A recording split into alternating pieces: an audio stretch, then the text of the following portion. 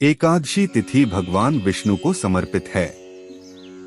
मान्यता है कि इस दिन भगवान विष्णु का व्रत करने और उनकी पूजा करने से सभी पापों का नाश हो जाता है और मोक्ष की प्राप्ति होती है। ज्येष्ठ महीने के कृष्ण पक्ष की एकादशी को अपरा एकादशी कहा जाता है। इसके अलावा इसे जलक्रीड़ा, अचला और भद्रकाली एकादशी के नाम से भी जाना जाता है। अपरा एकादशी का अर्थ होता है अपार पुण्य। पद्म पुराण के अनुसार इस दिन भगवान विष्णु की पूजा उनके वामन रूप में करने का विधान है। जय श्री राम दोस्तों, आप सभी को हमारे YouTube channel knowledge for you में स्वागत है। श्री कृष्ण ने युधिष्ठिर को बताया कि अपरा एकादशी पुण्य प्रदाता और बड़े बड़े पातकों का नाश करने वाली है। ब्रह्मा हत्या से दबा हुआ, गोत्र की हत्या करने वाला, गर्भस्थ शिशु को मारने वाला, परनिंदक, परस्त्रीगामी भी अपरा एकादशी का व्रत रखने से पाप मुक्त होकर श्री विष्णु लोक में प्रतिष्ठित हो जाता है। माघ में सूर्य के मकर राशि में होने पर प्रयाग में स्नान, शिवरात्रि में काशी में रहकर व्रत, गया में पिंडदान, वृष राशि में गोदावरी में स्नान, बद्रिकाश्रम में भगवान केदार के दर्शन या सूर्य ग्रहण में कुरुक्षेत्र में स्नान और दान के बराबर जो फल मिलता है वह अपरा एकादशी के मात्र एक व्रत से मिल जाता है। अपरा एकादशी को उपवास करके भगवान वामन की पूजा से मनुष्य सब पापों से मुक्त हो जाता है। इसकी कथा सुनने और पढ़ने से सहस्र गोदान का फल मिलता है।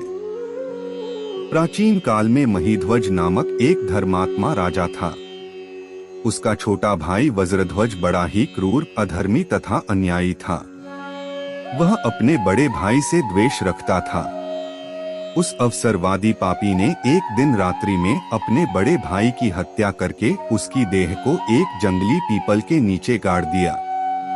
इस अकाल मृत्यु से राजा प्रेतात्मा के रूप में उसी पीपल पर रहने लगा और अनेक उत्पात करने लगा।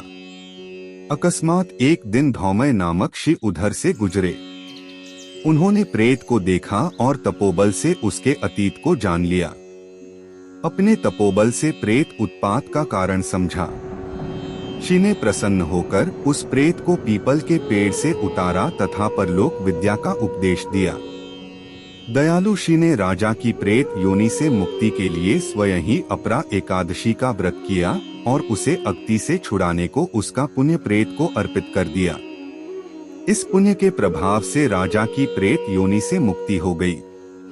वह शिव को धन्यवाद देता हुआ दिव्य देह धारण कर पुष्पक विमान में बैठकर स्वर्ग को चला गया।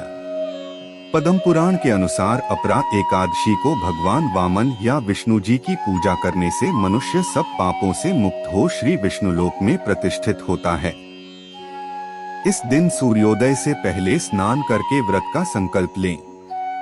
श्रीमन नारायण को पंचामृत, रोली, मोली, गोपी चंदन, अक्षत, पीले पुष्प, तुलसी पत्र, ऋतुफल, मिष्ठान आदि अर्पित कर धूप दीप से आरती उतारकर दीप दान करना चाहिए। इस दिन नमो भगवते वासुदेवाय का जप और विष्णु सहस्त्र नाम का पाठ करना विशेष रूप से इस दिन बहुत फलदायी है।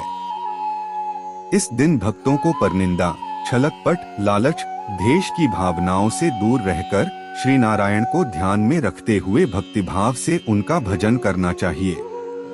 इस दिन आप फलाहार करें।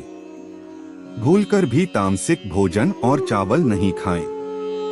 इस दिन किसी का दिया हुआ अन्न आदि न खाएं। द्वादशी के दिन ब्राह्मणों को भोजन करवाने के बाद स्वयं भोजन करें। आपको हमारा ये वीडियो कैसा लगा कमेंट्स कर जरूर बताएं। साथ में अपनी प्रियजनों के साथ भी ये वीडियो शेयर करें। ऐसे नई जानकारी के लिए हमेशा हमारे चैनल नॉलेज फॉर यू से जुड़े रहिए। फिर मिलेंगे हमारा अगला वीडियो में नई जानकारी के साथ। तब तक के लिए आज्ञा दे। नमस्कार।